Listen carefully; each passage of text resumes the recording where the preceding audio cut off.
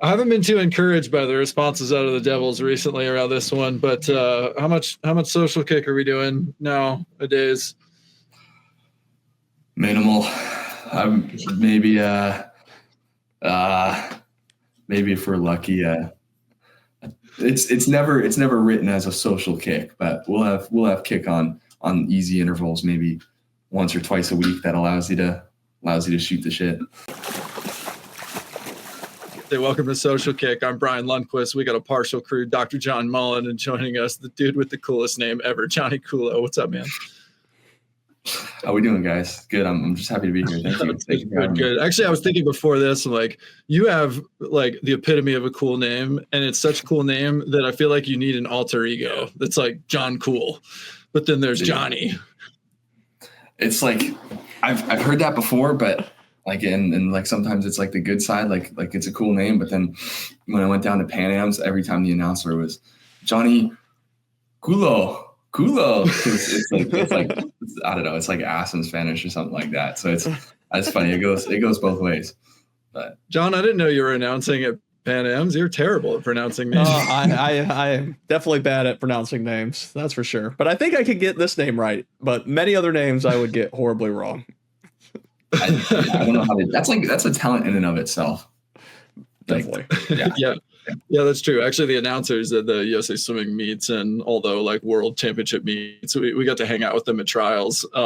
Shout out, and they're like the coolest dudes. There's a few of them who do it, but yeah, definitely a skill. And they'll like break into announcer voice when you're having a conversation with them. Like that is an awesome skill to just have a good voice for a microphone, which as much as I'm on a microphone, I don't have.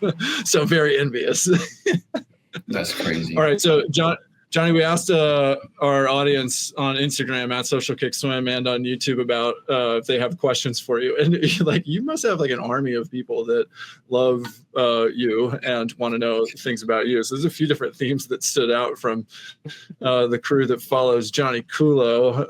And so let's start here. There's a few people who want to know how you're so ripped. Sam Harper, Enrique Jr. wants to know your ab workout. Julian Hill wants to know how you got so muscular. I have no idea. No clue whatsoever. If I'm being completely honest. What, do you go in the gym and black out? No, I like I don't know, because I don't even like people like do like extra ab work, and I don't know, I've never done that, and I hate doing abs. It's like my least favorite thing ever. So I have no idea. I had no idea. I guess this is where I would pull the genetic card. Yeah, thanks mom, thanks dad. That's the worst answer ever. Yeah. I know. I don't know. I just have it. I just wake up and piss excellence. Sorry, kids. It's all genetics. I know. I like that. That's what it is though, because I despise training abs. It's probably like my least favorite thing ever. And like when I get like if I train them and then I get sore the next day, terrible, horrible day. Okay, but what's like a feat of strength that you think would be your signature in the gym? Like a normal conventional movement. Well, I don't know. Like it doesn't even have to be. Like for me, I always get weird looks, and I still do this because I did it yesterday in the gym. I'll do a dumbbell snatch, like heavy dumbbell single arm snatch, and it's something that like nobody really does. That's so crazy. Then when they see it, they're like, "What are you?" That's crazy. I guess one thing that I started doing, just like messing around the other week, is we have like the big bumper plates, and I'm able to flip them and catch them. Oh, catch them with the 45. Congrats, that's pretty good. Yeah, I got up to. I don't even know. I think whatever the blues are. I tried the red like 3 times and I kept slipping, but I got the blues, so that's about all I got. But everything else is just kind of mediocre. All right, so that's what happens when you grow up in Wyoming. You just got it. And speaking of Wyoming, we had a whole bunch of your Wyoming crew wanting to know a lot of Wyoming things about this.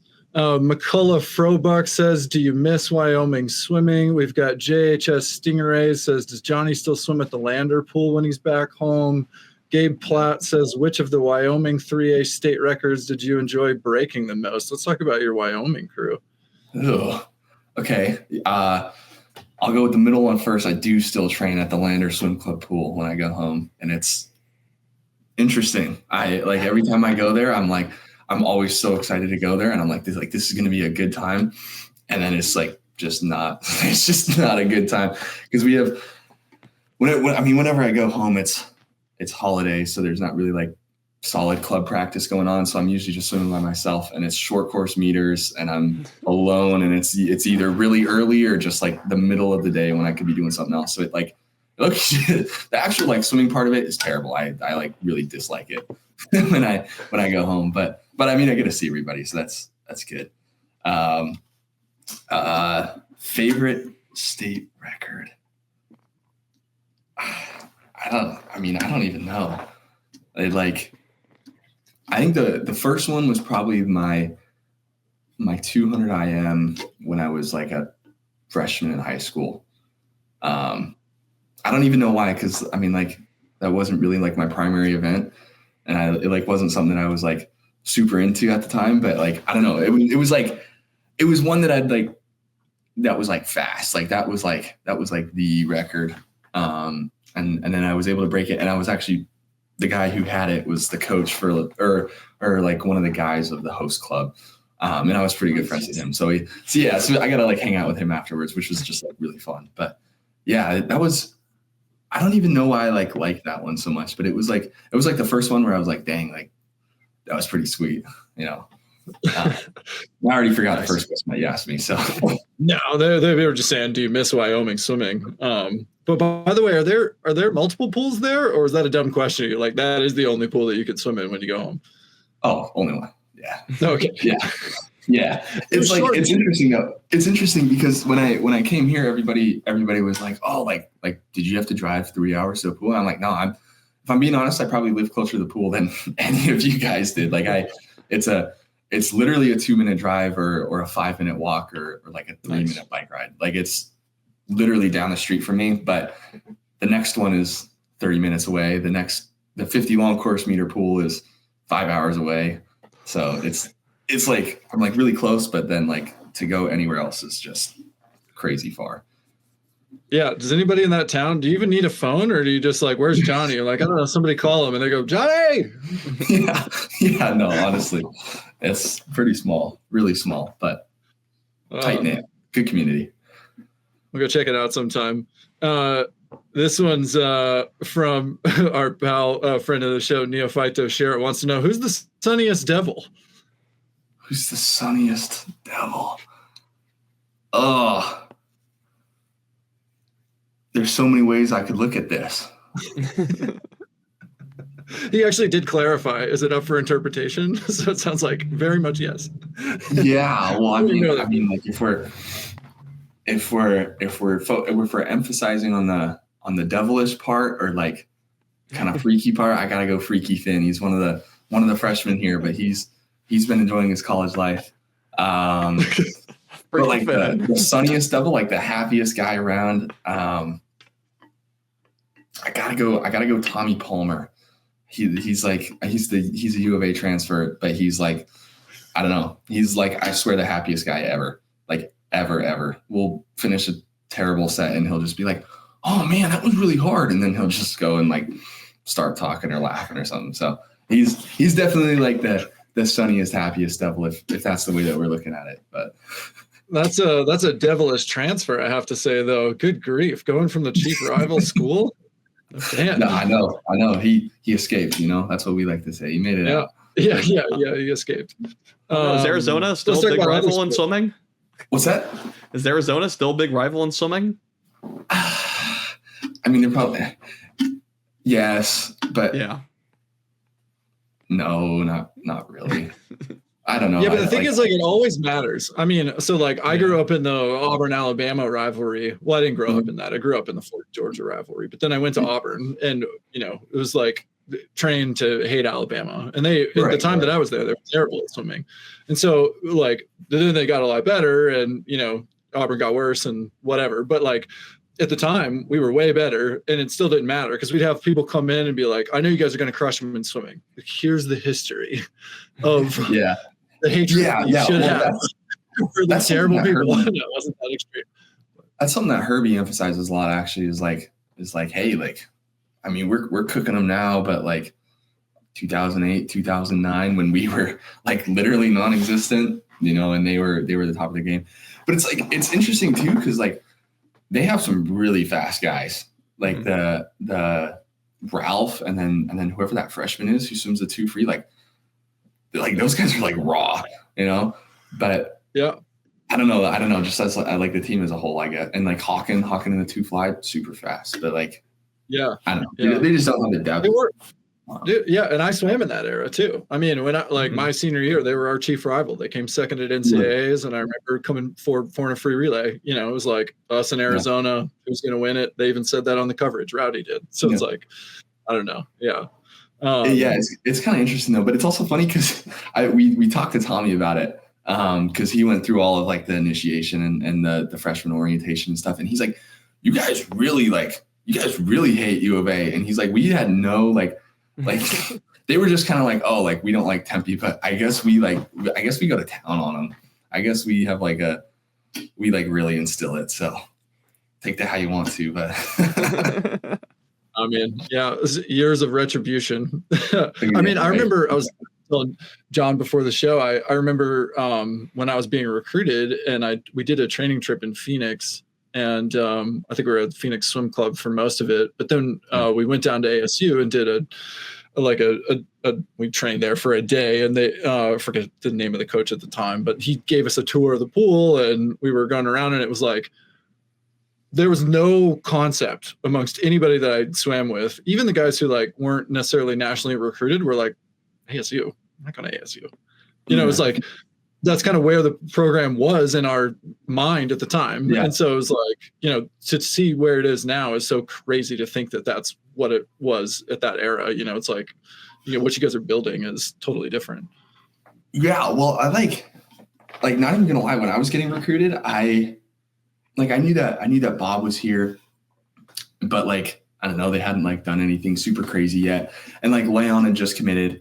But he was, I mean, and he was like really good, but he wasn't like the guy that he is now. And I didn't really know anything about Grant, didn't know much about Dolan, didn't know anything about Cody Bybee. Like I didn't, like all these guys that like once I got here, or Julian Hill, like all these guys that once they got here were like, I was like, oh damn, like you were like the number 1 recruit, you were the number 5 guy. Like, I don't know. It like never, like I didn't know that when I committed here. But yeah, it's just crazy. I don't know. Lucked out. Well, that's because they had to deliver the mail into Wyoming for you to find out, right? So. I was a couple of years behind. Yeah, exactly. They still ran the Pony Express. Yeah, that's right. Oh yeah. Who was that we were talking to? I was thinking about the Pony XS, the SMU thing where like they pay the football players. Yeah. We were talking to Kasha Wasik, who's training there now. We're like, hey, do you know what happened to SMU in the 80s? And she's like, no idea. I have no clue about that. Speaking of college football, though, ASU, how far are we going? How far are we going in the tournament all the here? Way. Come on now, you know it. You know it. We're going all the way. I don't know. Yeah, I definitely don't know it, but Kieran McWilliams wanted to know, so that's why we asked. I mean, realistically, I don't know. We're not, but we are. In the heart, we're going all the way. In the heart, we already won the whole thing, so. I don't know. Anything after 2 years of what a 3 and I don't even know what our record was, like a 3-9 season or something. To pass my 2 first years, like. This is like, we're in heaven. Like they're on the parallel path with the swim program. Look at that. I don't know, honestly. Definitely. Hey, but at least they make the money. So we'll hopefully we both just keep going up. So talk to Grant about that. Yeah, I'm sure he'll say it. Yeah. All right, Johnny. So we're kind of getting close to the holidays here. What's training and what's everything going on right now in your life? Well, like when I responded to you guys, middle of finals week, went well, nothing too crazy. But now we're just getting hammered with the training. It was kind of funny because we had a Monday morning meeting with Herbie and he was like, like it's winter training, but like training's not going to get like too crazy. Like it's not going to be like a massive step up. And I mean, I don't know what he was talking about because these past 2 weeks have been like brutal. But it's also just been brutal. I'm switching a little more into the 200-y, extendo fast. So lucky you. It's just a painful transition on top of like the addition of volume and stuff. But I mean, you guys know how it goes in winter training. It's just wake up, swim, eat, sleep, swim, eat, sleep, swim. So that's but we're from the era where 50 freestylers didn't do the 200. Oh, I know. Not much though. Now every good 50 freestyler can rip a good 200 and is leading them off. I've been trying to beg him not to put me in it, but it's gotten to the point where my 100 fly isn't really needed anymore with Ilya and stuff. So yeah. Oh well. And let's be honest, the 100 fly wasn't really all that for me anyway, but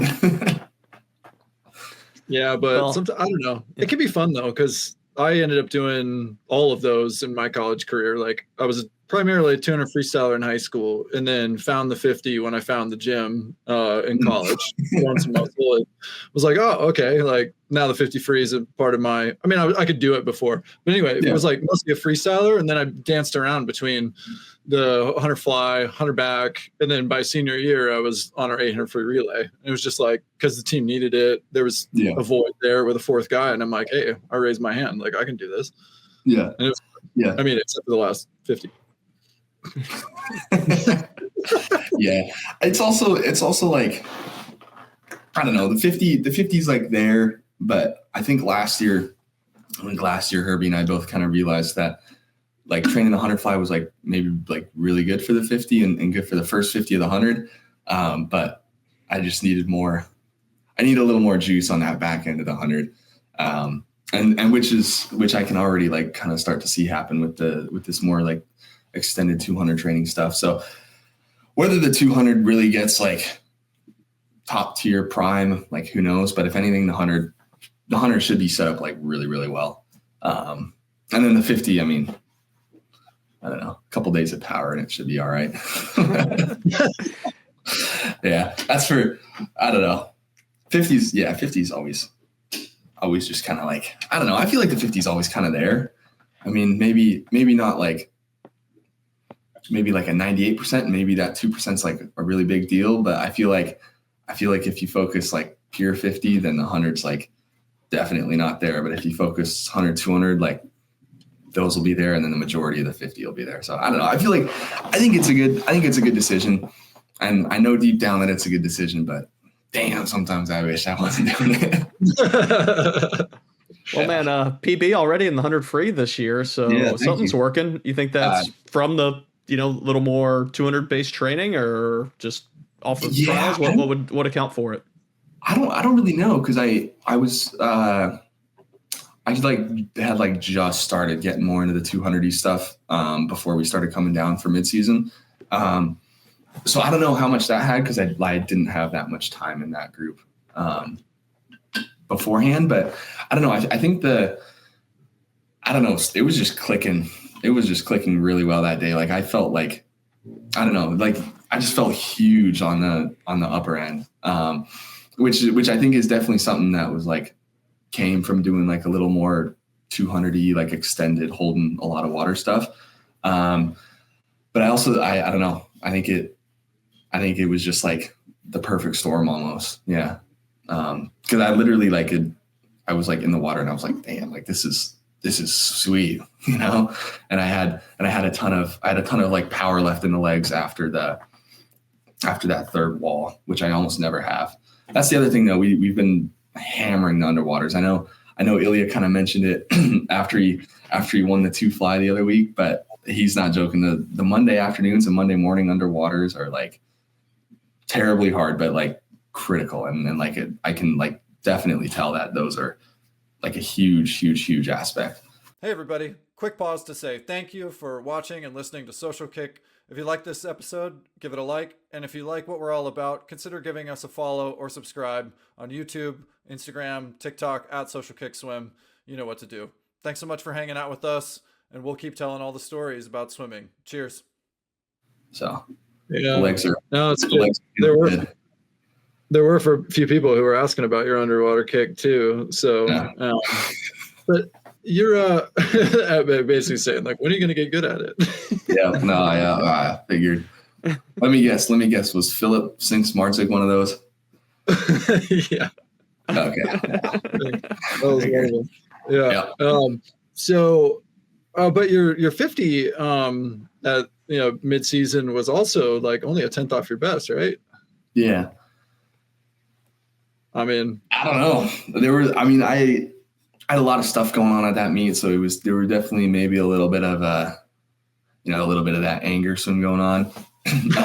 But I mean, realistically, that's probably what a little bit of it was. But I don't know. Everything's been like clicking pretty well, and I've been training like a lot better than I was like last year, for example. And I'm like excited to hop in the pool every day. Not saying that I never like was like unexcited to, but I don't know. I'm seeing the benefits from like what we're doing in training, like pretty black and white into the race, which is like super fun to see. Hell yeah. That's got to be great feedback for the staff too. Yeah, definitely. What do you think has been the shift to have you saying that you're training a lot better this year than you were last year? I don't really know. I think if I had to like pen down something, I honestly think it was probably training over the summer after my freshman, over the summer before Pan Ams. That honestly probably kind of did me in a little bit. Because it was good and I felt great through that whole time. But then, come January of last year, I was getting to the point where I was like, damn, okay, like I'm like worn out. Like I need some time, and then you roll through it, but then it's the Olympic year. So you gotta keep going. Like you don't really get a break after NCs. And so I think there was definitely a little bit of like a burnout type deal going on. But I don't know, I took 2-3 weeks off this summer, just hung out and like completely reset. And it's like been awesome. I started to miss swimming again. And then I was like, dang, okay, like, let's go swimming. And then I was like excited for it, like I said.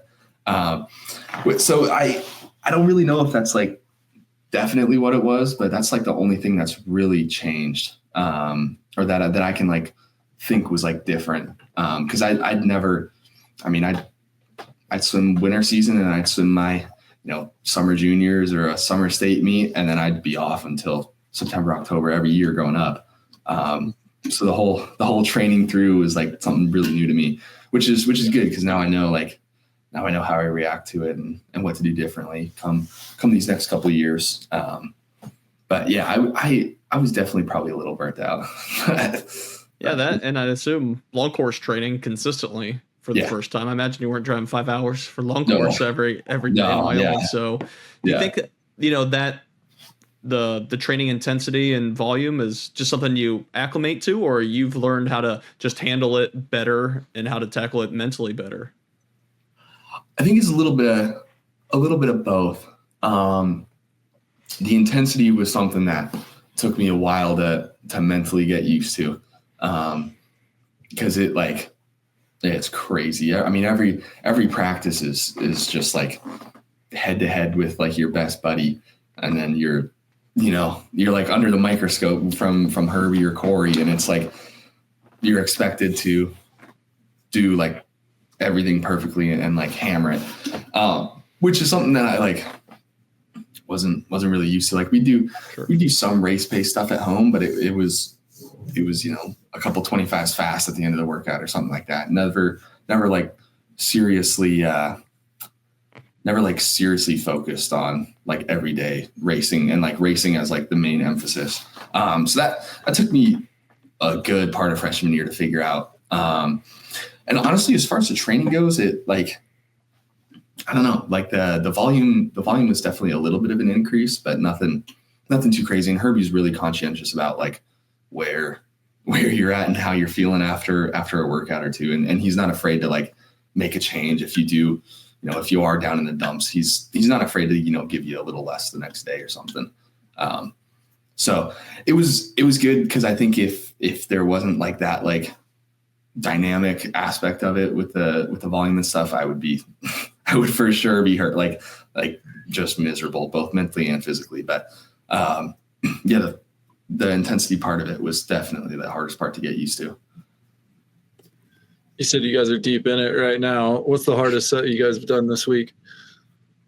Oh, geez. Okay.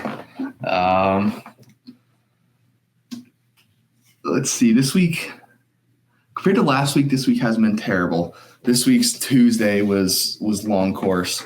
And the main set was 250s fast on a double O, or 2 smooth on double O, 2 fast on double O, 2 smooth on double O, 2 fast on 55, 2 smooth, 2 fast on 50, 2 smooth, 2 fast on 45, 16 on 1 minute every fourth fast, which is a lighter main set than the previous weeks. But the presets were crazy on Tuesday. So like we had hundreds kick. What did we have hundreds kick on? I can't remember. We had fast hundreds kick into side dolphin on 50, into like long extendo freestyle, like just running the legs.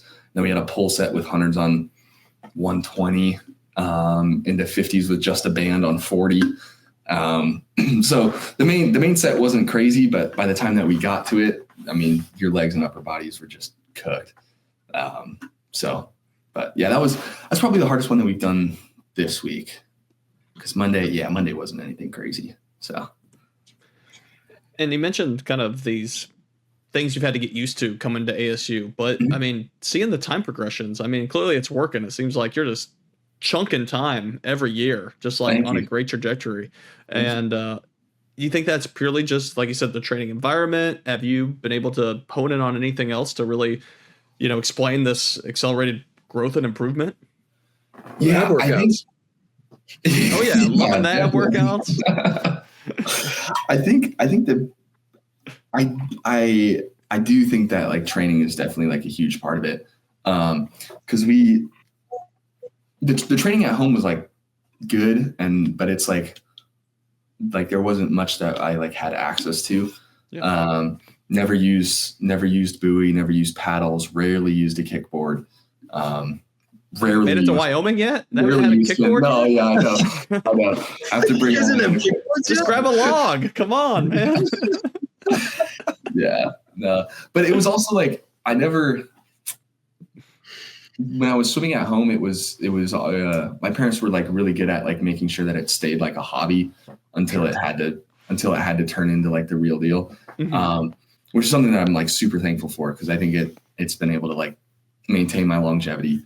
So, and I think like once I like got here and that's like the thing that I'm doing, like literally all of my time is now like focused on swimming or school or whatever.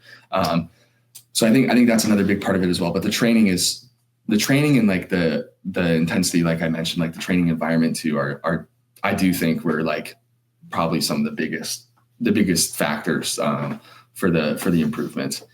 But yeah, never did long pull sets, never did fast kick on a board, never done like fins and just like really toasted the legs, so just different stuff. Yeah. More focused. Well, I mean, it's not a surprise then to hear that's kind of what's behind the gains that you've been able to make. So I'm curious if like high school Jonny was like, yeah, sure, I'll split 17 in a couple of years. No way. There's no way. That's reasonable. I'll be anchoring every relay. No big deal. Yeah, there's no way. That's actually funny that you mentioned that, because I remember my buddy, my senior year of high school, he was my best friend, and he was like, dude, like the A cuts had just dropped, and he was like, dude, like, did you see the 100 free? It's like a 41. I don't know what it was. It was a 41 something. And I was like, actually, I think I told him that. I was like, dude, like these A cuts are like insane. And he's like, oh, you'll be fine. Like you already went. I don't know what I was at that point. I think it was I don't know if I'd been 43 yet. I was probably still 44. And he was like, dude, like you're going to be fine. Like you'll be making that probably your freshman year. And he's like, wow. He was pretty much spot on. Somehow he saw it. He knew what was going to happen. So kind of crazy. You ever call that guy up or you need life advice? You're like, hey man, where's my life? Oh, yeah. No, well, let me tell you. He's still my dog. Yep. I see him every time I go home. Tell me you see a 39 and a 17 flat stomach, right? man. Come on, what else I got? Where's the 8-ball? Rub that magic 8-ball a little bit more. I wonder if he's the guy. I want to know the story behind this. Kyle Wilson asked us, are you still doing it for the boys? For sure. I don't know who Kyle Wilson is. Of course I'm doing it for the boys. There's no one else to do it for. Come on now. I don't know why that one made me laugh so much, but I got a real kick out of that one. Funny. Oh, all the high school stuff. We also, Dave Owevo wants to know, have you ever ridden a bison? I've not. I worked on a bison ranch, but I did not ride a bison. I wish. Oh my God. One of my many regrets. Right, and then of course we had some people asking about the double swim off with your boy Cheney. How did you feel when you tied that one? That one's from Jaxus Hannaberg, but yeah, no, that was crazy. I don't think I've ever seen a double swim off. And good thing that it was in 50 and not I don't know, some crazy other long race. No, seriously. To fly. Yeah. They should have gone to coach's swim off or something after that. Yeah. I think they should have had you guys arm wrestle after that. Oh, dude, I don't know. Cheney's a big dog. He probably would have gotten me on the arm wrestling too. Yeah, but you know how in college football you've got as you start to get into the different rounds of overtime, then like you're forced to go for two. Yeah. I feel like with swimming, it happens so rarely. That'd be cool if instead of just like doing the same thing over again, they like added some other twist or element of competition to it. Gotta start with the opposite foot forward or something. Yeah. yeah, you gotta handicap it somehow. Yeah, exactly. Yeah. No, that was crazy. I don't know. Obviously, I wish that I could have it back, but I mean, it was super fun. It was probably one of the most fun races I've ever had, even though I turned up on the lower end of it, but like just crazy experience. Obviously, yeah, wish I could have had it back, but oh well. Oh well. Seriously though, if there was anyone that like I would want to have like beat me in a race like that, it would have been him. Like at least I like know him, but at the same time that kind of made it harder getting up on the blocks. I'm like, damn, like one of us is going to ruin the other's day. So So what went through your mind when you touched that second time and saw that you guys tied again? I mean, I'm sure you knew you're right there. I mean, it's a 50 free. You knew you were going to be neck and neck during that one. But God, I can't imagine, hitting that wall and it's like, again, holy moly. I was like, there's no way. Like literally there's no way. And then when he dapped me up, he was like, dude, this is crazy cloud. And I was like, I mean, you got it, dude. Like the whole stadium was there and it was like just us. It was crazy. But I was like, there, like, of course, like we would tie again, at Olympic trials for the final. Like, it's like the baseball game that you dream of when you're like a kid where it's, bottom of 9, full bases, loaded count, it's like, it was just like crazy, like a dream scenario, Yeah. I think we were chatting with Sockwell, figuring out where like the whatever Speedo or arena party was going to be. And it's like, oh shit, they're doing it tonight. They're going to do it again. Was there much discussion about when that second swim off was going to be, or it was done? They were just told. Yeah, I thought that we were just going to do it the next morning. Yeah, that's what I think we all assumed. Yeah. And so we went into media and like we did an interview, and then Herbie came like running around the corner and he's like, "You're going to do it like right now." And I was like, "Okay, all right, dude." But which like honestly was like fine. Like I was like feeling okay, but I like wish I would have known that before I went and stood out in the freezing air, talking to media for a while. So that was definitely not optimal. I was really cold before the second one. But I mean, it is what it is. And who knows what would have happened if we'd gone the next morning, and it's just as well that we did it at night. Yeah. But yeah, I just wish that I would have made a couple different decisions, after that first or second tie, I guess. Did you ever consider that you're in a simulation and somebody behind the curtain was like, no, that whole Jake Mitchell thing worked so great a few years ago. We're going to get us some more hype. We're going to max out swim offs. This is a spectacle. No, that never didn't cross my mind. I was honestly just in a state of like, oh my gosh, like we're going again, like time to lock in again. But it's all right. Really I love swimming the 50 long course, and I know it only lasts for so long, so it was fun to like keep doing it. I don't know. I enjoyed it. Yeah. No, and I mean, like, if I were you, I'd be really proud of the progression of the times too, and to know that like you were still within, you go PB in round one, and then which is your second one, and then you end up being only like a couple tenths off that. That's like all in a really tight window, right? And then I don't know. Yeah. I mean, fun to do it against somebody that and that you've been relay teammates with it before, but I don't know. If I was doing a 50 free like multi-round battle royale, I wouldn't want it against a Florida sprinter because I know that like they've done some volume. Yeah. No, well, and that's that was also kind of lurking in the back of my mind. I'm like, I know that his legs aren't going to die. He's a backstroker, for crying out loud. Like his legs are going to be completely fine.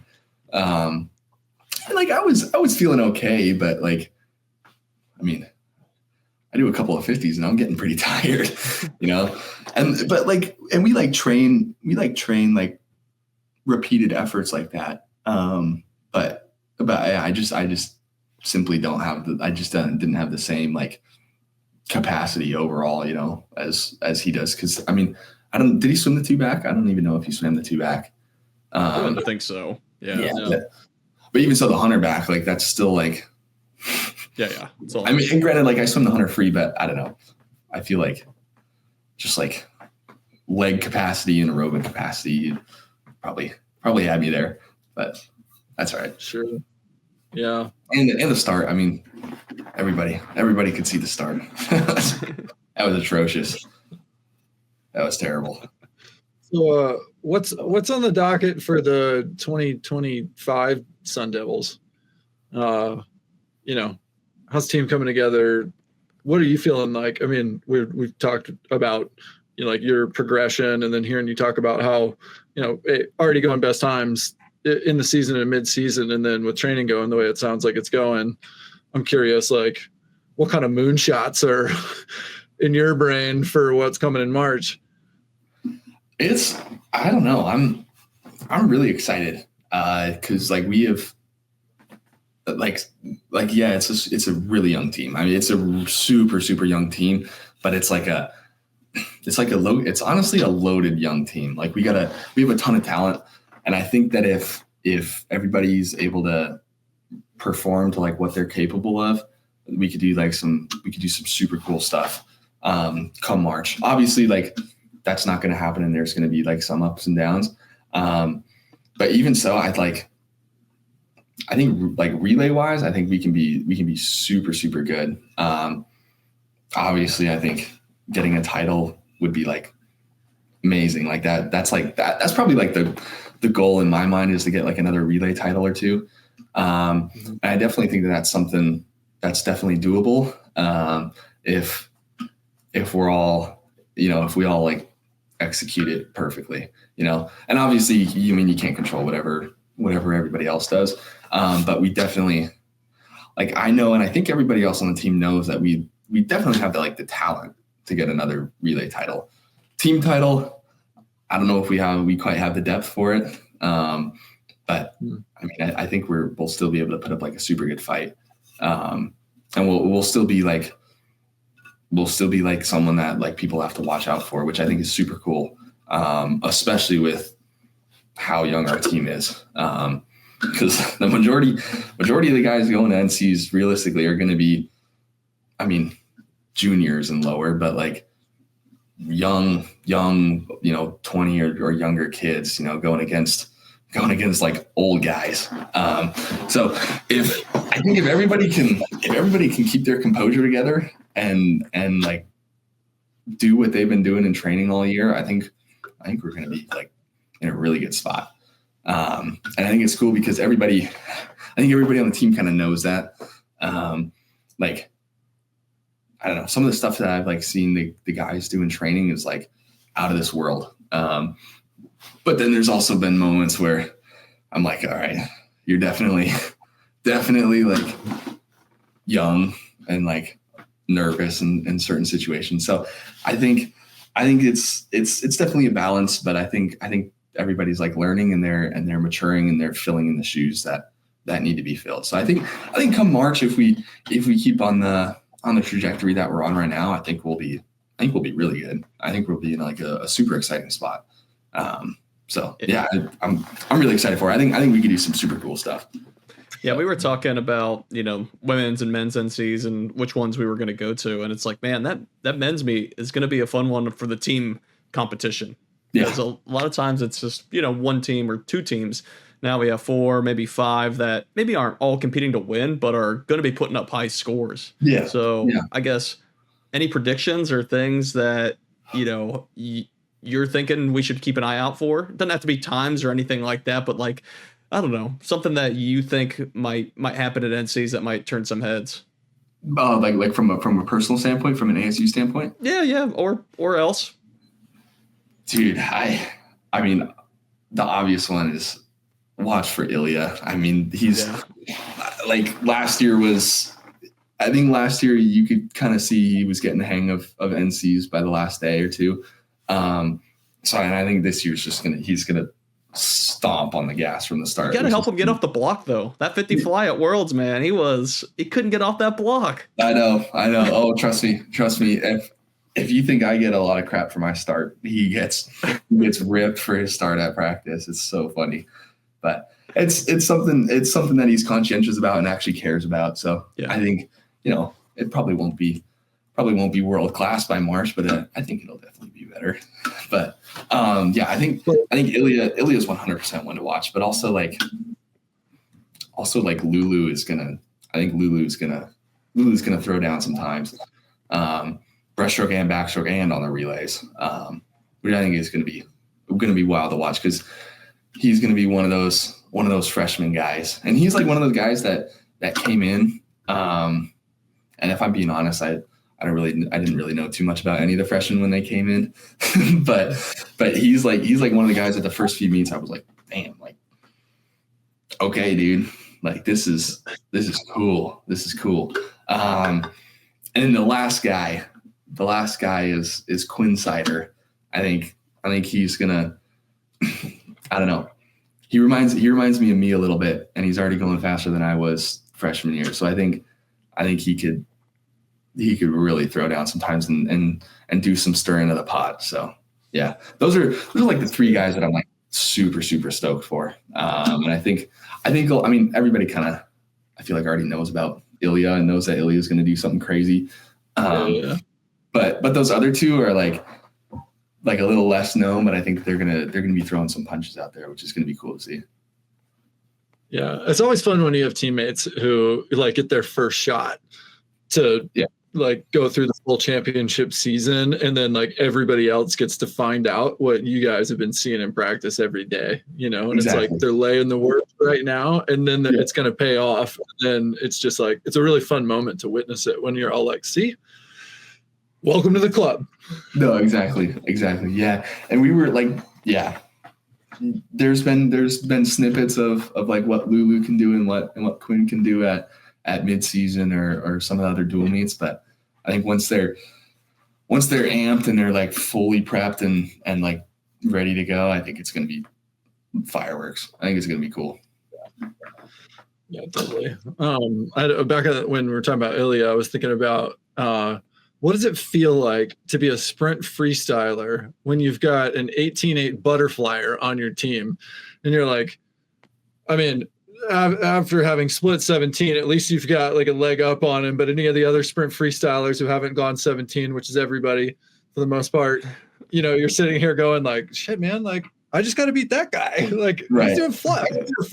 Like that's is 18.8. If you're not 18.8 or faster, which I mean, it's kind of the way it worked now, but it's got to be a bit like, oh man, like stay out of my lane, bro. Like 18s were freestylers.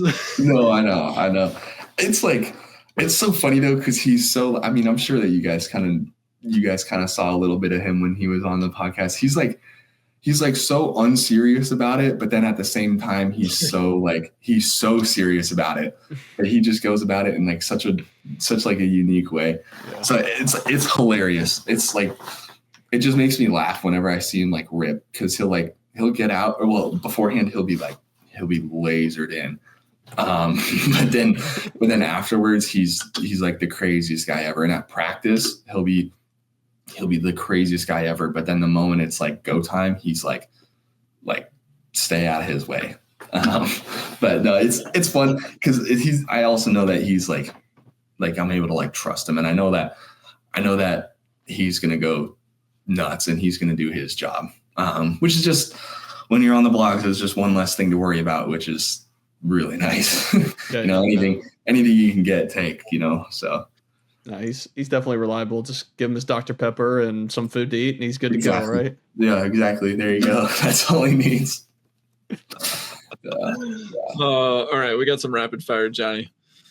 What's the hardest race in swimming? Yeah, people aren't gonna like it, but I'm gonna say the 2 free. That shit's terrible. So hard. It's so hard. Oh, you're living it. You're in it right now. Yep, I'm in it. Yep, I'm in it. I don't know. I feel because like 4 a.m. you can. It's hard, but like you just kind of get into a rhythm. 2 free's long enough where it's like, well, it's short enough that you got to sprint, but it's long enough that you can think and like start to feel just how bad it really is. It's like that terrible happy medium of like, yeah, fast, but also being able to form a thought that's just straight pain. That's literally the only way to describe it. But I gotta go 2 free. I know I'm gonna catch a ton of hate for that one, but it's gonna be 2 free. I like it. Olympic gold or world record? Olympic gold. Fair enough. What are you listening to, watching, or reading right now? Oh, we're like slowly watching The Boys, slowly working our way through it. It's pretty relaxed, but that's about the only thing that we're really watching too. Right. Reading just the Bible. I'm not a crazy reader, but yeah. Right on. All right. If you get to keep 3 apps on your phone, all the rest need to go. What 3 apps stay? Oh gosh. Text, Spotify, and probably Instagram. Keeping those 3. Okay. All right. You can stay entertained, have some access to the outside world. I like that. Exactly. All right. What's the best race that you've ever seen live? Oh, Leon's 500 free. Crazy. That was insane. Yeah. Leon's I like how I said that when you just said, "Oh, my legs hurt." Yeah. No, exactly. That was awesome. Yeah. It wasn't even about like staying underwater, It's like, oh, my legs hurt, which like obviously they do, but the hardest part to me I thought about was just being able to stay under for that much of the race. So hey, yeah, you're whatever these Monday kick workouts. Gotta be crazy. I don't even know how many breaths he was probably breathing 2s, but like what 2-3 breaths a lap, like yeah, crazy. Yeah, insane. Not for me. What's the hardest set that you've ever done? I knew that you guys were going to ask this. So I'm going to catch a lot of hate for this one too, but 650s on 4 minutes, long course, unsuited, with minimal swimming down in between, and minimal breathing. Like that had me on my hands and knees. It was the worst thing ever. Yeah. But yeah, what's the highest lactate that you've ever had? I don't know, because when I only got tested at San Antonio, and I think the highest was like a 16 or a 17, nothing crazy. Okay. But I after that set, I mean, that was horrible. I was in so much pain. Like I can't even put into words like how bad it was. That lactic acid hurt is different, man. It's like when you're standing there and then you like can't even really see straight. You like kind of want to puke, but and I get like a weird, but you're okay, kind of. My eye. Yep. My eyes like start like flashing at me, and I'm like holy crap. Like you literally start to like shut down.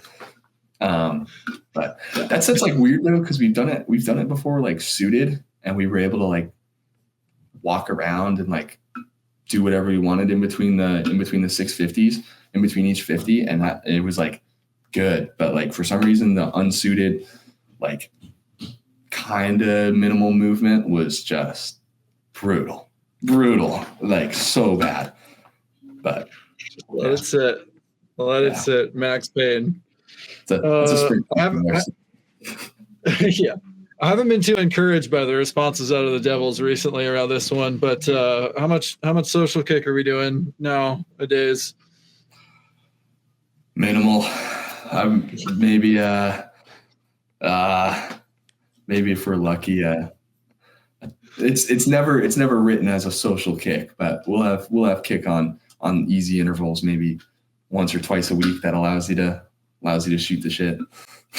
Sorry, allows you to catch up, converse. Oh, you can say whatever you want on here. Yeah. Well, maybe come taper time. No, exactly. That's when it's coming. Exactly. Yeah. But you got to make it through. We're not going to think about that because you got to make it through this voluminous period that you're in. I got 2.5 more weeks, then I'm free. Actually, honestly, it might be more than that. I don't even know. I'm telling myself 2.5 weeks so that I don't overwhelm myself. yeah, that's all right. Dude, we'll end it there, man. But thanks so much for hanging out with us. And for sure. Yeah, it's been a real pleasure. Fun to get to like see people like you make come from the roots that you came from, have your talent be realized in the way that it is now. And then like, as people who just follow the sport now, having once lived that college swimming Team USA life, it's like, it's fun to sit back and like, just, admire the times, admire the progression, hear about the training changes and all that. So like, thanks for putting on a show. No, guys, thanks for having me. I appreciate it. Thanks for taking some time out of your days. I know you guys are probably busy, but thank you. It's been fun. And it's been awesome just getting to know you guys too. Likewise. The pleasure's all ours. That's it for this episode of Social Kick. We'll see you next time. Hey everyone. Thanks for hanging out with us. If you enjoyed this episode of Social Kick and you'd like to see more, subscribe to the channel. And we love talking swimming and we'd love to talk about swimming with you. So leave us a comment and we'll see you next time.